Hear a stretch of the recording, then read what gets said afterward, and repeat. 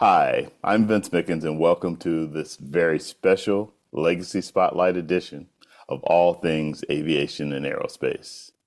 As you all know, my primary objective with this show is to inspire and inform the next generation of aspiring young aviation professionals. To accomplish that, I interview seasoned aviation professionals, many of whom are aviation icons. Additionally, some of my shows are mentoring style panel discussions with students as well as recent graduates who are in the early stages of their aviation and aerospace careers. It is not every day that you get to spend one-on-one quality time with an iconic aviation legend, as well as being able to call that legend a friend. I had such an honor that included the privilege of a one-on-one casual conversation with none other than Clay Lacy, who, by the way, turned 93 years old on August 14th, which makes him a fellow Leo and all that more special for me personally. Now, for some of you, particularly those outside of aviation who may not be familiar with Clay Lacy, you've probably seen some of his piloting skills in a number of movies with amazing aerial cinematography, like Top Gun, The Right Stuff, Cliffhanger, and Armageddon. That's just to name a few. The full list is very long and very distinguished. He's also set speed records, 29 of them in fact, in a variety of aircraft. He's competed in air races. He flew the first Learjet to Van Nuys Airport way back in the day, which became the precursor to his founding of his iconic business aviation enterprise, Clay Lacy Aviation. Clay began flying when he was only 12 years old, and by the tender age of 19, he had accumulated enough flying time and experience to be hired by, United Airlines as their co-pilot for their DC-3s. Clay also flew for the California Air National Guard, and I could go on and on forever and ever about his historic accomplishments. And by the way, Clay Lacy has accumulated over 50,000 flying hours. It's a lifetime of flying and then some. A while back, I had the opportunity to spend some quality time with Clay Lacy at his home, where we had lunch before we moseyed downstairs to one of several aviation-filled rooms and talked turkey about his vast array of experiences and his wise perspectives on aviation. Why don't we just start it nice and casual? And Clay, if you'll just tell me a little bit about how you feel about kids in aviation. You were talking a little earlier and saying that you want it to be something that's almost self-motivating. Would that be one way to describe it? Well, I personally think aviation is so good to me, and it's so interesting that I like to see young people get involved in it. So I like to give them opportunity to know a little bit about it if I can, get them interested, because I think it's been a great life. And there's many fun things you can do in aviation, fun things and worthwhile things. People you meet are great. I don't think there's any better people anywhere than the people in aviation. I would have to agree with that 1,000%. Meet some pretty neat people, fellow aviators, and even people that are maybe not affiliated with aviation, but you meet them, and it's just it's a great thing. Right. Yeah. So, one of the things that, we talk about in terms of inspiring the next generation, so to speak, you started way back in the early days when things that we would consider more of a classic now were high tech back then. World War II was happening when I was growing up, and that's when advancement really was taking place during World War II. By the time I really got into it, it was near the end of the war. Most of the advancement in aviation had already happened by the end of World War II. I see you brighten up when you're talking about that. Was that exciting for you back then with all of the advancement and things that were going on? Oh, yes. Yeah, I thought, I don't know, I think aviation, from the time I was real young, it always seemed like the highlight of life. And but I got interested in aviation when I was 5 years old. Continental Airlines used to fly Lockheed 10s and 12s into Wichita from Denver. And when I was about 5 years old, they'd fly over the same time every day, once a day at least, going and coming.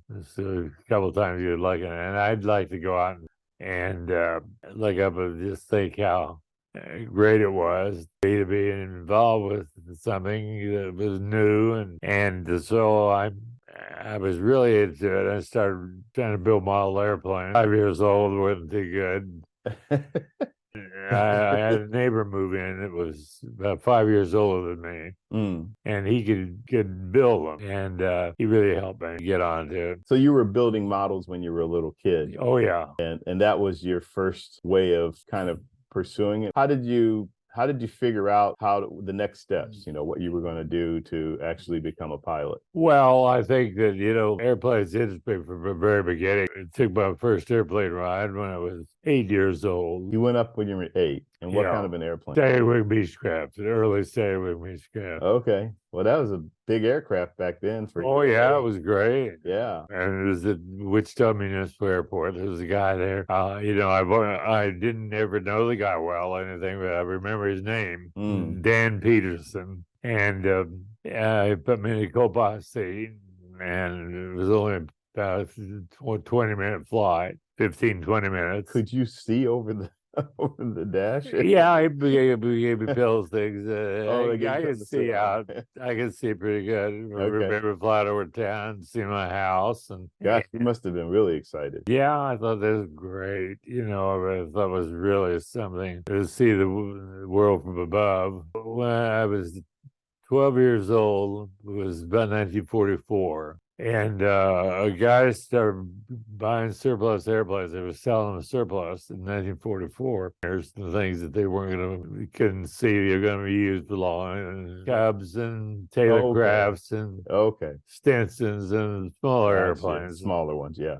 And this guy was bringing them into this golf course. And I was in the build of model airplanes and knew quite a bit about it. So after going over there, I don't know for how long, maybe a few weeks or something. And he said one day, he said, I've been thinking about something. He said, the war is going to go over here one of these days. He said, they're going to have training after the war. I don't remember if he called it VA flight training or what, but you'll be training. He said, I want to get an airport, put in an airport before then. And get into that business. So he was kind of a visionary. Oh, yeah. He was a guy that he had a company decorating store windows and things and, presenting things. And anyway, he said, you think there's any chance your grandmother would be interested in renting me some land over there for an airport? I said, well, I don't know. I would think she might. But I said, why don't I set up a meeting with her? And so 4 days later, I think I had a meeting set up. He came to her house, talked for about 3 hours. And she knew how bad I wanted to be in aviation, fly. She said, I'll do it. Give you the land for an airport. He said, I'd like Clay to have an opportunity to be around an airport. He loves airplanes. And so anybody that was their first meeting with, her meeting with Orville Sanders is his name. Nice guy. So they started working on it in principle. She did. She was a very, very good business person. But your grandmother was very good. Yeah, very good. And in 3 weeks, first airplane came in, and they got the wheat summertime, and got the wheat down June, I think. What kind of plane? Oh, I don't remember the first plane, Veronicas or L3 Veronicas or J3 Cubs or L5s. It sounds like she was very supportive of your wanting to pursue aviation. Oh, yeah. She was very, let's say, progressive her whole life. She'd never been around aviation, and but she was one of the early drivers, women drivers in California. In the 1920s, drove a car from Wichita to Colorado Springs and drove up to the top Pikes Peak. Oh, wow. And we get pictures of it. Remember big old roadster, nice car. So she was adventurous too. Oh yeah, another trait that you have. Yeah, yeah. Well, she was great. She loved to do new things, liked to see progress. So I had been going out to the farm, every weekend and things in the summertime and helping my uncle harvest wheat and things. And it was a great break for me. I got to drive cars and tractors and everything when the time I was 8 years old. I go to the airport every week. Yeah. And on weekends, and in the summertime, I just spent my time out there. And Orville would come and pick me up in the mornings in the summertime, pick me up in the morning, take me out of the airport. And he would let me do all kind of things. He realized I knew a lot about airplanes and things. And so I got experience in a hurry.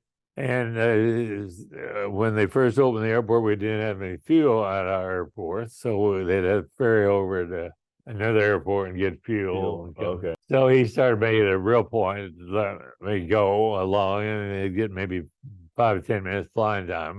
From when you were ferrying fuel. Yeah, and so I got to fly right away, So when I was 13, the summer I was 13, I was taxiing airplanes all the time, and Orville knew how much you could see how much he knew about it. One evening he said, I'll go to town and get everybody left. Nobody else at the airport. He said, I'll go to town and get us some hamburgers. He said, while I'm gone, he said, why don't you take Veronica or someone taxi around? He said, run up and down the runway and do what you want to do. Wow. So he practically told me I could go fly if I wanted to. Right. Which I did. I taxied out there. And you thought he was gone. I would taxi down back once and then turned around and took off. And flew around about 15 minutes. Didn't get more than 2 miles away, probably. Right. Real nearby. I did that probably 6 or 7 times. He gave me the opportunity in the summer of 1945. The chief flight instructor called me and he said, hey, he says, I know you've been flying. He says, Orville doesn't care, but he said, you're going to get yourself in trouble, get us all in trouble. He said, when's your birthday? I said, August 14th. It was only 2 weeks away. He opened his drawer and pulled out a paper certificate to take him a medical certificate for the FAA. On the same form, you could make out for getting a student permit. He said, take this, you put your age in as you're 16. And I'd never thought about doing that. I never thought about lying about my age. Anything to fly, right? So I did it the next week, the next few days, and by the time I was my birthday, I had a student permit or the form. Said it was 16, which you had to be 16 to get a student permit. Pilot, right? And so I just started flying. I mean, he had an instructor sign me off, and the guy gave me I could do everything, and I just started flying. Orville let me fly anything. So you knew every aspect of an airplane, from going all the way back from making models. Yeah. I understood airplanes. I just really understood it. Would quickly feel comfortable, take off somewhere 200 miles away, and by the time I was getting close to Wichita, I felt good about it. No problem landing. I just never had any problem. Would you say that Orville and the chief pilot were 2 guys that were mentors for you? Well, Orville was a mentor, but he was not a real professional pilot, good pilot. So he was the most important person in my life when I was a kid. He gave me the opportunity to do things. Yeah, exactly. I mean, he would just, like I said, he'd give me the opportunity to do anything. Seems like he guided you to do things. Oh, yeah. We had several good pilots around there. We had quite a few instructors. Okay. When did you decide to go the military route? Well, that was later after I came with United. When I started with United, I was 19. Chief mechanic at the airport, he had an ad out of trade a plane. And so I was lucky to get to fly the first flight the president of United flew on a Convair. on his Convair. We got to be the co-pilot on it. As your introduction to business flying. Yeah, it was a great flight. And I flew with him a few days and came back. And so my career at United just started out great, and it was good. I flew for 2 years. The draft board was on me after me, but the guy in Wichita that ran the draft board, he was giving me deferments, put my name on. One day I went back to Wichita, went to see him. He said, "Hey, we got to do something." I said, "I can't keep giving you deferments." And he said, "Can't United do something?" And I said, "Well, I don't know. I'll talk to him." I talked to him. And of course, I had, by that time, about 2,000 hours, and I could fly quite well. We started out first 20 hours in a Cub, like a Piper Cub, almost like a J3. It was first Super Cub. So I went through that, came back to the Guard, Van Nuys, at late 55.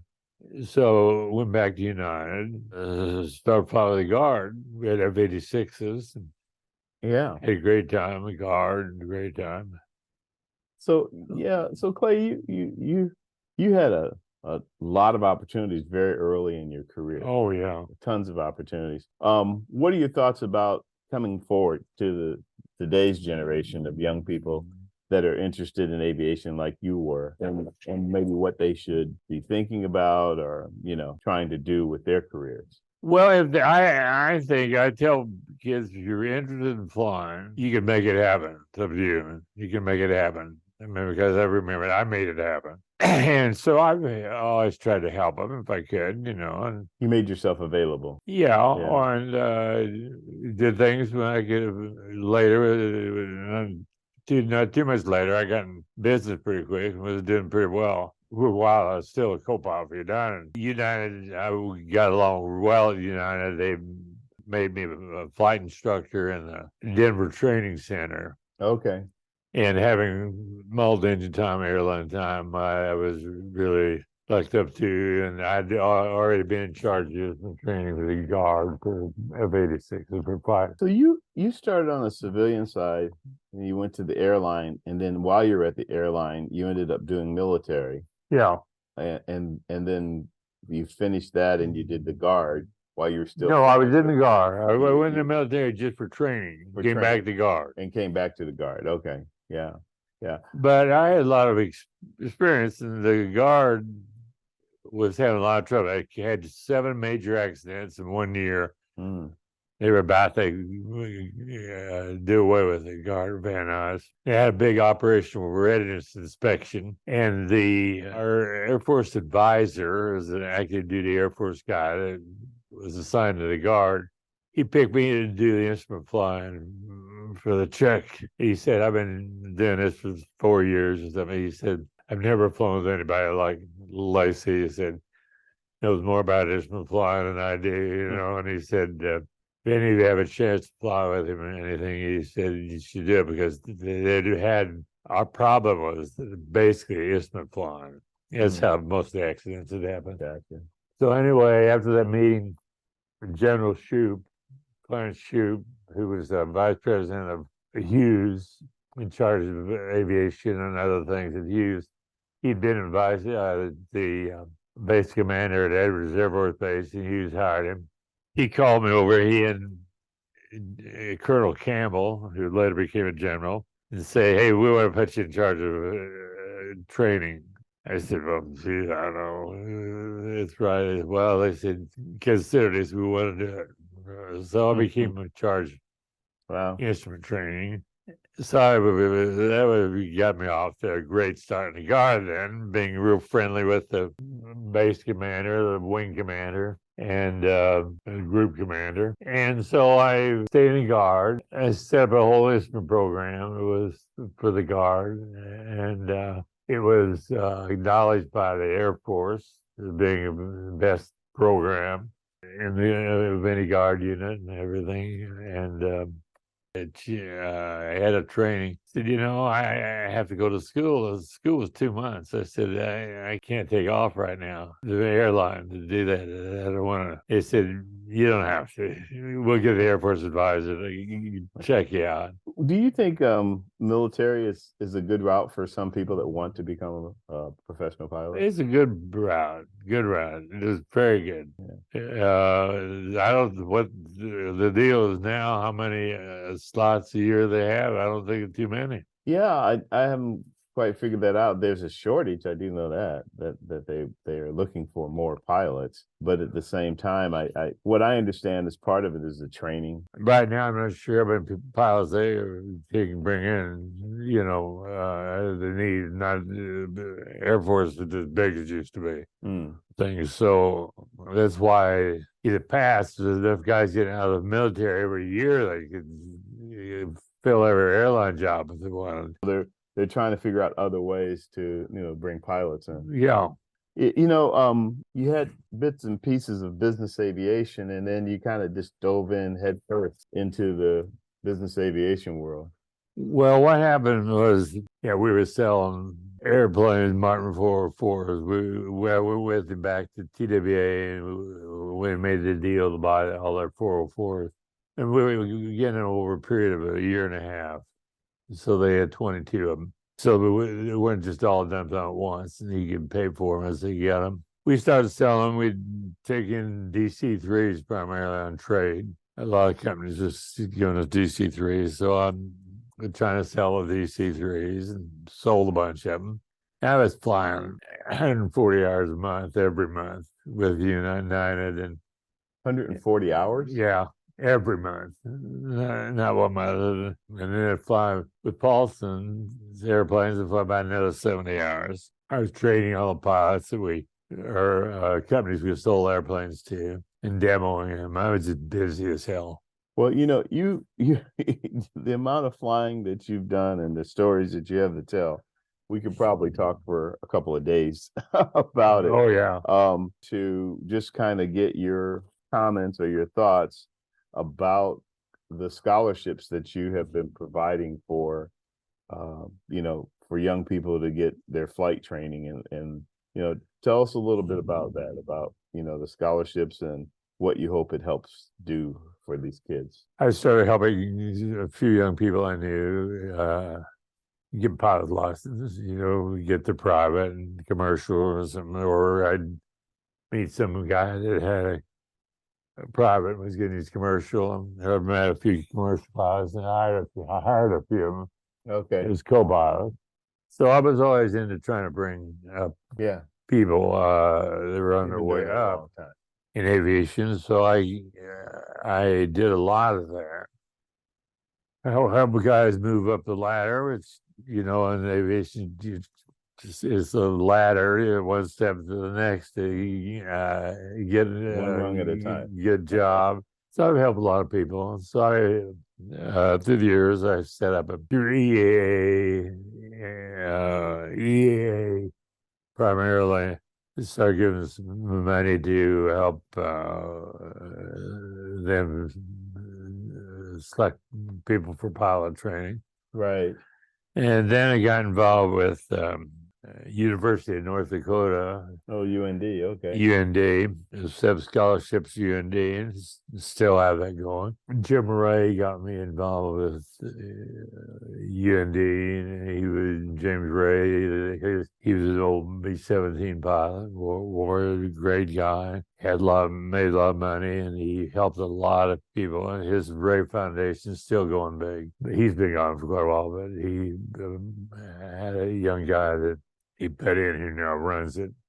And so I've always been interested in trying to helping young people get into aviation. And I've always thought, I've met so many good people. I've always thought that, in my opinion, aviation, people involved with aviation are the best people I've ever known, have less problems as far as they're honest people, because you're not honest as a pilot flying, well, you'll get yourself in trouble. You got to be honest with yourself. So one of the programs you're involved with too, with scholarships, is the Youth Aviation Mentoring Program.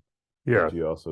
You've recently given out several scholarships for that program. Yeah. So as we kind of wrap things up, what's your advice to the up and coming generation? You know, people that are very interested in aviation, maybe even very passionate about it, want to be a pilot, want to be an air traffic controller, want to be something in aviation. What overall would you tell them based on all of your years of experience? Well, I think if they're passionate about it, they'll get into it. And but I can only tell people I think it's the best field you can be in. Yeah, well, that's a good way to wrap it up. I appreciate the opportunity to be here and sit down with you and talk about your absolutely amazing career. And I hope that you know a lot of our conversation um, rings true with some of the young aspiring aviators. It's inspirational just to hear you talk about the things that you did and your passion and your compliments of how great an industry we're in. Yeah. Been a great time. Hey, thanks for listening to and or watching this All Things Aviation and Aerospace Legacy Spotlight Edition featuring the iconic aviator Clay Lacy. All Things Aviation and Aerospace is a podcast production of the Private Air Media Group, hosted and executive produced by me, Vince Mickens. It's available on Apple, Spotify, YouTube, or wherever you get your podcasts, as well as Facebook and LinkedIn. If you're enjoying the content, please like and subscribe. But until next time, stay safe, safe flying if you're a pilot like me, and have a good one.